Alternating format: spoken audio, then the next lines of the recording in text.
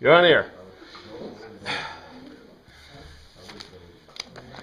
All right, we are in the Pistis chapter. Pistis. Pistis means to be persuaded or convinced of a logical argument. So if I give you and I love this. Don't you love this? If I give you a logos to telos, and you are pistis, you agree with my logos to telos. And by the way, every document we've ever talked about in these classes has been a logos to telos, because that's the way the Greeks write. They are trying to convince you of something, right? The question is, what are they trying to convince you of? Because, do they ever state the telos? No. That's why when we read the New Testament documents, especially the Gospels, and don't you find yourself doing, the disciples did it all the time. Jesus, tell us the answer. And he would tell them another parable. And they say, Jesus, please tell us the answer. And he'd tell them another parable. Because Jesus was a great Greek speaker and a great Greek thinker. And I think it's astounding that this is kind of the focus, this is the focus of all the New Testament documents. Okay, here's theologically, why did God choose Greek and the Greek period and this period for Christ to come? I think it's obvious, because the way Greek is, although we mess it up, I think, we've seen how the translations are kind of funky, a little off. But that's not the way it's supposed to be. If you understand Greek, it should be straight out. It should be like flat out concrete, not like our language, which is full of these euphemisms and, whatever. In any case, we are continuing, and this is the Pistis chapter, and I'm going to go over a little bit in the Pistis part that we've already looked at to make sure we understand as we go forward, because it's really important, the foundation that the writer has set down for us in this chapter. The words of the day, this one you should probably be, should I put a K or a C? A-I-O-S. Dikaios. Dikaios. Well, dike. Dike. Basically justice. Justice. This is diakosune, right? Diakosune. Diakosune means to be, well, we translate it as righteousness, but this dikaios comes from dike, from dignuo, a form of the primary meaning to show, but dike means in the Greek sense. The Greeks thought that justice or the right was self-evident. I think that's very interesting culturally, right? We were like that for a long time when we were culturally... we hold these truths to be self-evident. Yeah. Well, you know what? Okay, I hope you know these terms. The reason they said that was because they were basing their whole thing on natural theology and natural law.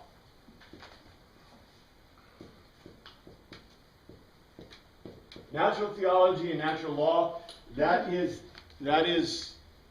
it.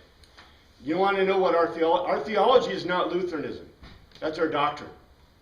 Our doctrine happens to be what they call Reformation, not Reform.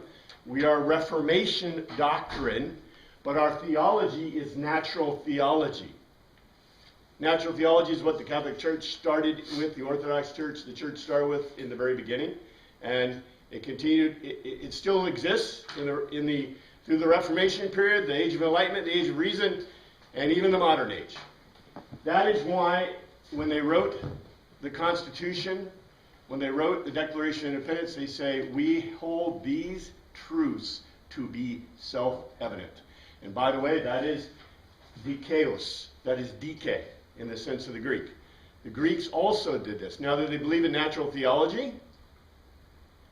No, but you know where natural theology comes from, right? natural theology was before the age of reason. But the age of reason, okay, I shouldn't probably go into this rabbit hole, but that's okay. In the beginning, they've invented the historical legal process. You got the historical legal method, right? And Hippolytus invented that. Well, the Greeks invented it sometime around 500 BC or so. And so they started writing legal historical documents. You have Hippolytus, you have what are the other guys, whatever. You have those guys the guys who wrote about, the historical stuff, the beginning historical documents in Greek. They're all historical legal method. Somewhere before or after, we believe in a similar period, they invented logic, reasoning. Because the historical legal method comes out of literacy and then moving to mysterion, which is the invention of philosophy. But to invent philosophy, you really got to have logic. And logic is mathematical. And so logic, in the age of reason, there was a huge fight between those who believed that you could define the world entirely through logic and those who believe you can define the world entirely through empiricism. Who won? The empiricists won. That's the reason we are what we are today. The age of enlightenment, which came after the age of reason, is why we believe and think the way we do. By the way, okay, they started with the historical legal method. That was the first method to know truth. The second one, or maybe the same time approximately, was logic.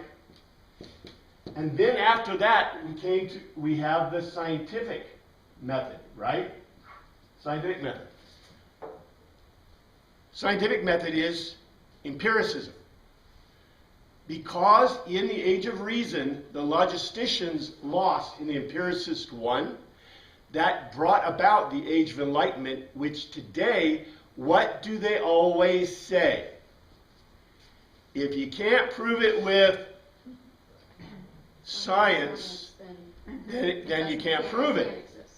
Yes, sir. But you can only apply the scientific method to a process that is repeatable. That is absolutely 1,000% correct. That is the problem with empiricism. What does empiricism mean? I have to be able to measure it. Right? Empiricism means I have to be able to measure it. But not all theories are measurable. Not all things are measurable. There are things out there that can't be measured. Or they're not measurable yet, is what the empiricist would say. Eventually I'll be able to measure emotions and thoughts and ideas, right? And how the brain works or whatever. Yeah, if I can figure out the chemical nature of the brain and all your thoughts and ideas and all the world and all your spirit and everything is just chemical reactions, right? However, they already have a problem. Okay, I guess I'll go down this rabbit hole too. There's a problem in natural law. The problem is that, okay, if I take all the matter in the universe and compress it, if I take all the matter in the universe and compress it, how big a space would it fill? All the matter in our solar system. A solar system or universe? So let's say solar system. That's easier. In a bucket, yes, in a number 5 bucket. All the matter in our universe will fit in a number 5 bucket if I take the space out of it. What is the matter that's in that bucket? It is all energy. Exactly. So if God created, right? God created, and you have the telluric cause of the universe, which is the Big Bang. If God created, then what He created was energy. And it says, by the way, that the Amar, the Logos, the Word, made all that energy become matter. Which means that even if all your thoughts are chemical process, it all goes back to God. So, I don't know. I think it's beautiful. If you haven't heard, natural theology, natural laws is the whole basis of, by the way, the age of reason, the age of enlightenment, the Catholic Church, the Lutheran Church, every basis for orthodoxy, everything comes from natural theology, natural law. And the Greeks said that things were right was self-evident. This is from a society, and by the way, the word specifically means equitable. Equitable. This word means equitable. Dikaios. but it comes from the word dike, which means it's self-evident, or it's that it's obvious, that the right is obvious. But the Greeks believed that equitable was righteousness. I think this is really an interesting way of looking at it, because we call it righteous, but the Greek says it's basically equitable. Is that why justice is represented by a scale? Yes, ma'am. It is precisely why justice is represented by a scale. And remember, you see the picture, I always love this. Remember the picture you see like this, or the statue of Mercury? He's on the world, right? No, he's on a ball. It's not the world. This became the symbol of what? The flowers guys' transportation? Because after they discovered that the world was round, they decided to make this the world. It isn't the world. It's a ball. So the earliest statues of Mercury, he's standing on a ball. Why? Who's Mercury? The god of... He's the god of communications. He's also the god of thieves. Because what is he doing on the ball? Balance. He's balancing it. So in other words, the Greeks believed, and you see this in their ancient documents, it's wonderful. They're worse than we are. They are not euphemistic. They'll keep their mouths shut. But you see the point? That Mercury as a communicator between the gods, and you see this in the myths all the time, what does he do? He goes to one god and says, hey, Zeus has got something against you, and he's kind of mad, and so I can work it for you. And then he goes to Zeus and says, hey Zeus, Hippolytus, he's kind of got this problem with you, and you need to kind of fix that. If you could make me a weapon, that was like a super weapon or something, you know what I'm saying? That's what old Mercury did. Or who was he in? The Mercury is that the Roman god? Anyway, that's what he did. Is his communication between the gods. Go read the myths. He was always messing with. He's like Loki. Remember Loki, the guy that's supposed to be the god of communication between the gods, but he was a god of mischief. So this is a ball, and this is the view of the Greeks of the perfect person is standing on the ball, keeping perfect balance, not giving too much to charity, not giving too little to charity, not being too. They would say, okay, you're not supposed to be doing bad stuff, but they would say in a communication, okay, in any communication there is truth and falsehood, right? If Tammy says, hey, how does my dress look? I'd like, it's beautiful, you look beautiful, right? And even if she looks a little, well, no, I'll tell the truth. I'm just saying that, if your girlfriend or your wife asks you, how do I look today? Especially in the morning, don't say, you look terrible. I mean, unless she really does, because you'll be in real trouble. So the Greeks understood that in all communications, there is this dichotomy, right? You don't tell people, even if it is, you'll say, your breath smells horribly, right? It doesn't really, but you wouldn't say that. That's just not polite, right? And some cultures go worse than that. The Japanese cultures, Asian cultures will never tell you probably the truth of something based on, personal kind of things. They have very strong euphemistic languages that intentionally do that. In English, we are very euphemistic, right? We tend to be that way too. Where the Greeks are the opposite. Probably the best thing for the Greeks is keep your mouth shut. Because what happened to Paul when he opened his mouth? Paul's problem was he couldn't keep his mouth shut, right? It wasn't, and he would tell the Greeks exactly what they didn't want to hear. And he told the Hebrews exactly what they didn't want to hear. And everybody was irritated at him. So, these are important concepts to absorb. Yes, sir? So how does compromise fit into that? What would the Greeks say about compromise in relation to balance? Wow, that is really difficult because, they're the ones who gave us the, quote, democratic process, where is there compromise in democracy? No. No, None. it's the Mob majority rule. rules. Yeah, Okay. there is no compromise in democracy. And that's why Socrates was croaked. Socrates was croaked for basically, if you go read the Apology, you got to read the Apology if you've never read it. If you read my book, Second Mission, the Apology is in there. So I've got the whole thing retranslated in a form that's fun to read, I think. Anyway, the whole Apology by Socrates, you know, when he stood before the the ecclesia of Athens and made his defense. And if you read his defense, you go, well, how could they prosecute him? How could they find him guilty? So, no, there is no compromise in, think about the Spartans. Any compromise among the Spartans? The mother said, either come home carrying your shield or on it, right? Yeah, I don't think there's any compromise in the Greek culture or society. To them, you know, if you can't speak Greek, you're a barbaros, you're a barbarian. If you can't understand the Greek culture, you're a barbarian. And just, that's their culture. But today, when we think of, you were saying Mercury going back and forth between the gods, it almost sounds kind of like what politicians do today to arrive at compromise. Well, Well, I guess well, the difference is he's not trying to arrive at compromise between the gods. What's he trying to do? Stir up trouble. Well, stir up trouble and help himself, right? To help himself. That Hermes is the Greek one. Hermes, sorry. Yeah, Mercury's Roman and Hermes is Greek. Couldn't remember the name. I looked it up for you. And by the way, they said of Paul that he was Hermes. Remember? Do you remember that? He came down and said Paul was Hermes, and who did they say that Barnabas was? Barnabas was some other god, Apollos maybe?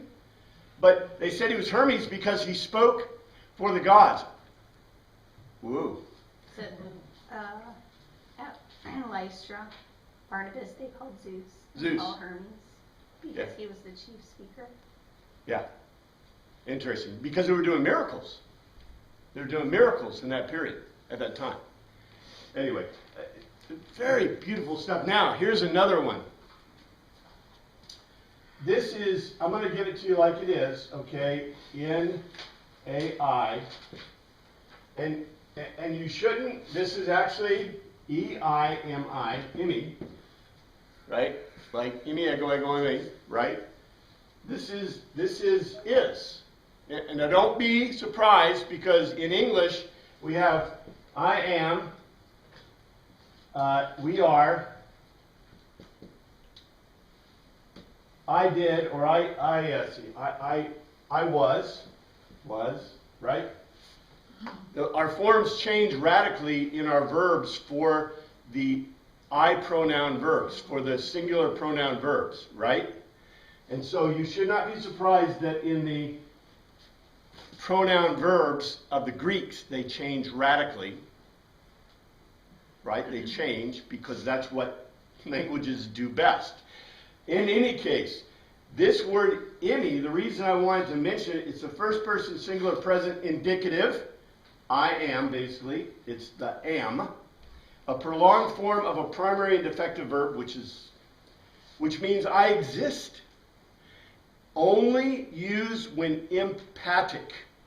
Only used, in other words, do they use it very often? Never. As a matter of fact, this is what's really interesting about the Greek culture and also about the Hebrew culture. If I'm in the Hebrew culture and I go, I am, what did I just do? Claim to be God. I just said I was God, right? In the Greek culture, it wasn't quite like that, but to use an imi or an esti or imi. Imi is I am. Esti is. He is, she is, right? They are. They did not use these forms unless they're emphatic, unless they are a definitive statement of something that is not obvious.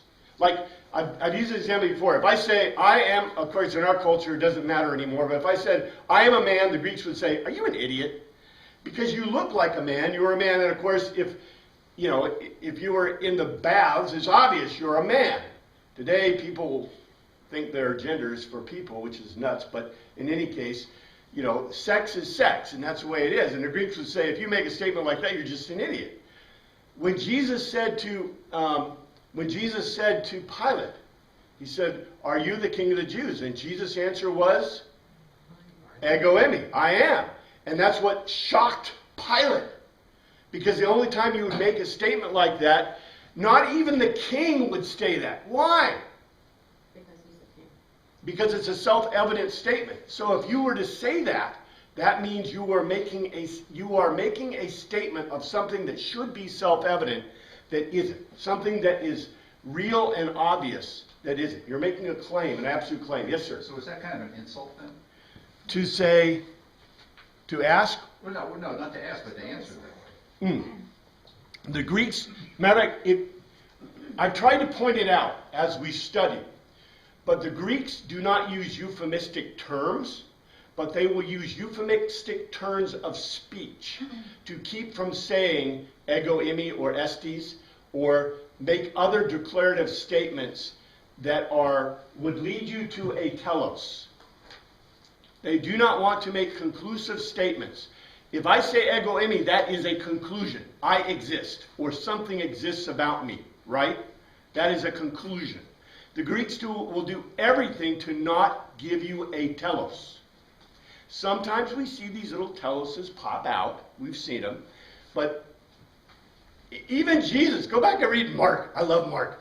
Because Jesus keeps telling his disciples, you stupid disciples, right? Because he thought they should get it. He thought it was obvious, right? I'm telling you. Okay, I'm going to rephrase my parable. Let me give it to you the third time. You know what? Remember, this is ancient literature. If he gave it to them 3 times in Mark, how many times did he really give it to them in the real world? Thousands. He probably told them every day, in the morning, okay guys, let's get together. I'm going to give you this parable again. Think about it, right? Every day for the whole time he was with them. And they're like, I still don't get it. You stupid disciples! Whack! You know? I don't know. I think it's funny. Let's go and look at this now. We were at 3, but I've got to go back. I'm not going to go back far. I just want to go back to 11:1. Now faith is being sure of what we hope for and certain of what we do not see. That's not what it says. This is what it says. But persuasion stands under an expectation of proof of deeds not looked at. But persuasion stands under an expectation of proof of deeds not looked at. What are we talking about?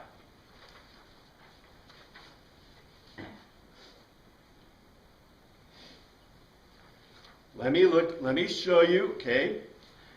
It says this is what the ancients were commended for. That's not what it says. It says, assigning a reason, in this, the members of the Israelite Sanhedrin became a witness. Became a witness of what? Oh, Jesus' death, resurrection, and everything else. Death and Jesus' death and resurrection. It doesn't say anything about the ancient. It says, assigning a reason, in this, the members of the Israelite Sanhedrin became a witness. Not in the past, not way back 2,000 years ago, not back in David's era, right now. And the point was this, okay? The logos, the logical argument of Christ. Christ has died, Christ is risen, Christ will come again. What is the hidden telos in that statement? Christ is God. Christ is God. That's right.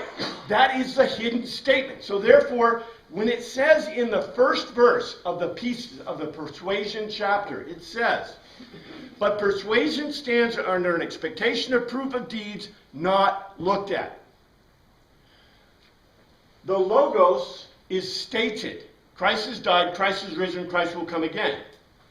The telos is unstated.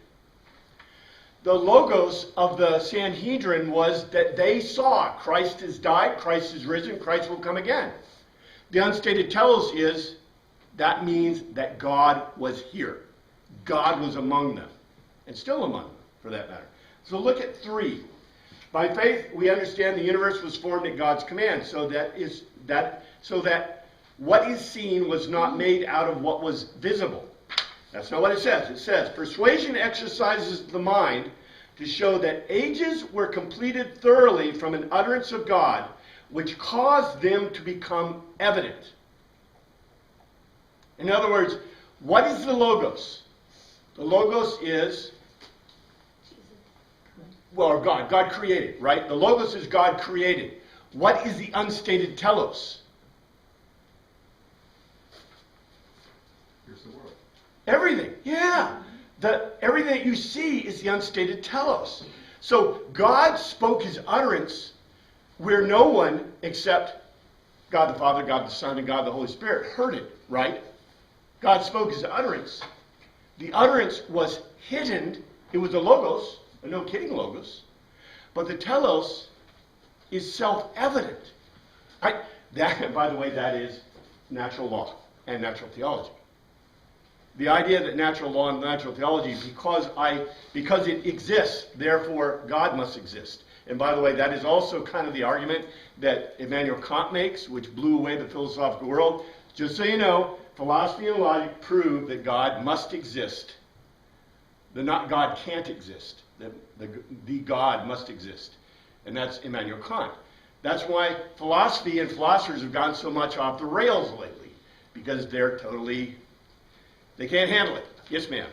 One time I heard a really neat example of, in a Bible study, like if you ask somebody, do you know who built this building, like say this church? And they say, well, I don't know. I said, but somebody built it, right? And they're like, duh, right? And of course, and how do you know?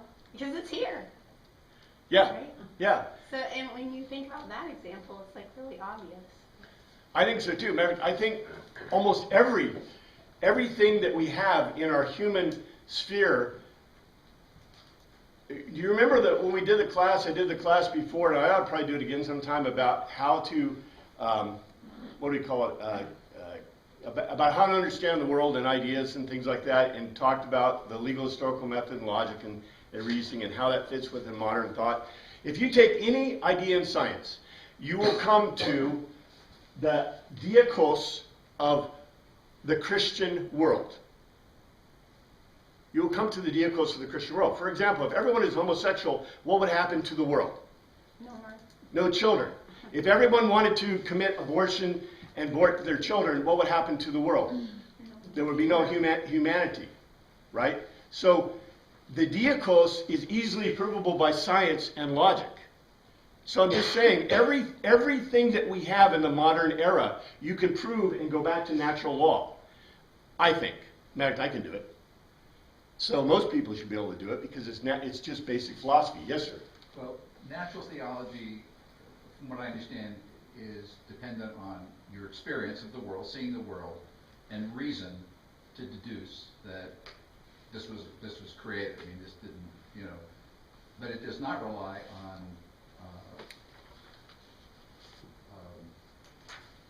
divine revelation. Actually, it does. Natural theology is the idea that the legal historical method, that is the documents of the Old and New Testament most specifically, but all documents in the ancient world, if they pass the legal historical tests, therefore are considered theologically a revelation, physically the revelation of history in the world. So, for example, the Gospels, natural theology would say that the Gospels are history, and I read that history for what it says. It says that Jesus said this and this happened. And it gave me the conclusion, the unstated telos. The stated telos, Christ has died, Christ has risen, Christ will come again. That's the legal historical natural theology. Okay? And the answer to the question is, therefore Christ is God, even though Christ did say he was God multiple times in the Gospels. Dan Brown had it wrong. Ha! But in any case, natural theology is the idea that the legal historical method, reasoning or logic, and the scientific method all prove that God and the revelation of God is truthful and exists. Therefore, the Catholic Church for years, and they still do this, they will say that the Old Testament was Theos Pneuma, God breathed. They will not say that the New Testament is Theos Pneuma.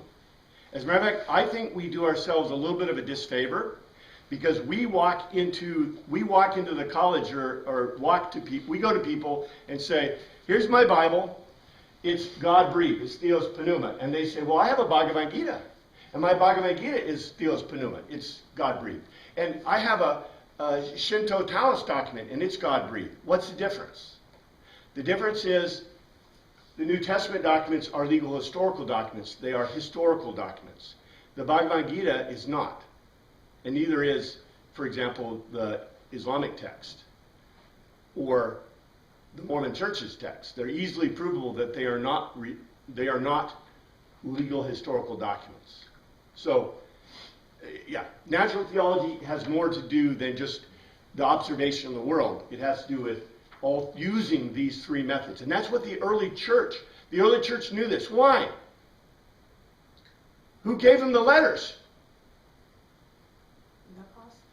Well, the book slave that was delivering the letter to the Thessalonians, Paul, the book slave said, "Hi, I come from Paul.